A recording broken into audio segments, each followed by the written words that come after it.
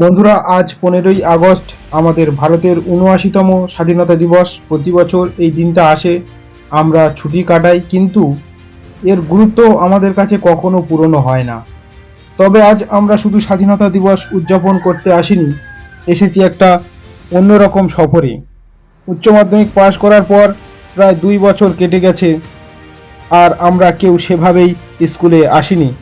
তাই আজ বিশেষ দিনে আমরা কয়েকজন বন্ধু ঠিক করেছি ফিরে যাব আমাদের ফেলে আসা সেই স্কুল জীবনের। তো চলুন বন্ধুরা, আপনাদেরকেও নিয়ে যাই এবং দেখিয়ে দিই আমাদের স্কুলের চারিত্রিক পরিবেশ। বন্ধুরা, আমার সামনে যে গেটটি দেখতে পাচ্ছেন, এটাই মূলত স্কুলের মেন গেট। এই গেটটা দিয়ে কত হাজার দিন আমরা একসাথে স্কুলে ঢুকেছি, আজ আবার এলাম, তবে অনুভূতিটা একদম অন্যরকম। বন্ধুরা, এই খেলার মাঠ, এই করিডর, এই ক্লাসরুম, প্রতিটা কোণায় লুকিয়ে আছে আমাদের হাজারো স্মৃতি। মনে পড়ে টিফিনের পিরিয়ডের সেই লুকোচুরি খেলা, ক্লাসের ফাঁকে হেড স্যারের ভয়ে, আর পরীক্ষার আগে একসাথে পড়া না হলে রাতের পর রাত জেগে গ্রুপে স্টাডি করা। এই জায়গাটা শুধু ইট কাঠের একটা ইমারত নয়, এটা আমাদের দ্বিতীয় বাড়ি। আমাদের শৈশব আর কৈশোরের সব থেকে সুন্দর মুহূর্তগুলো এখানে জড়িয়ে আছে। পুরনো বেঞ্চগুলোতে হাত দিলেই মনে হয় যেন সেই হাসি কান্নার দিনগুলো এখনো জীবন্ত। দেখুন ছোট ছোট বাচ্চারা কিভাবে স্বাধীনতা দিবস উদযাপন করছে, ওদের চোখে মুখে যে উত্তেজনা, তা দেখে আমাদের নিজেদের স্কুল জীবনের কথা মনে পড়ে যাচ্ছে। মনে পড়ে কিভাবে আমরাও সেই দিন প্যারেড করতাম, দেশত্ববোধের গান গাইতাম, আর নিজেদের দেশকে নিয়ে গর্ব অনুভব করতাম। সেই দিন দেশত্ববোধ আর আজকের অনুভূতিটা হয়তো এক নয়, কিন্তু দেশের প্রতি সম্মান আর ভালোবাসার আবেগটা একই রকম। যেমন দেখি ছোট এই বাচ্চারা কত আগ্রহ নিয়ে দেশের পতাকা ওড়াচ্ছে, তখন মনে হয় আমাদের ভবিষ্যৎ প্রজন্ম সঠিক পথেই রয়েছে।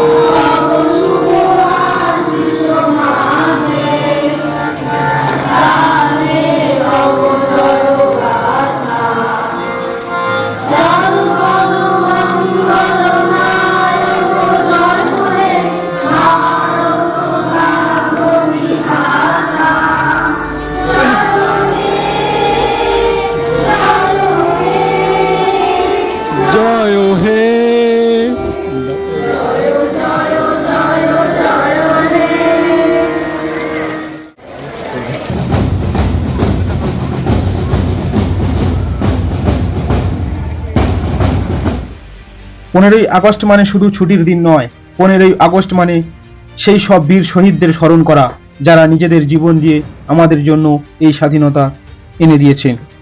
তাদের আত্মত্যাগ ছাড়া আমরা এই স্বাধীন দেশের শ্বাস নিতে পারতাম না। আমাদের দায়িত্ব হলো সেই স্বাধীনতার সম্মান করা এবং দেশের উন্নয়নে নিজেদের সামিল করা। আমাদের দেশের জন্য কিছু করার প্রতিশ্রুতি দেওয়া, তা সে যতই ছোট কাজই হোক না কেন। দেশের প্রতিটা নাগরিকের সম্মান, অবদান আমাদের দেশকে আরো এগিয়ে নিতে সাহায্য করবে। সত্যি বলতে আজ এই দিনে বন্ধুদের সঙ্গে আবার স্কুলে ফিরে আসাটা এক অন্যরকম অনুভূতি।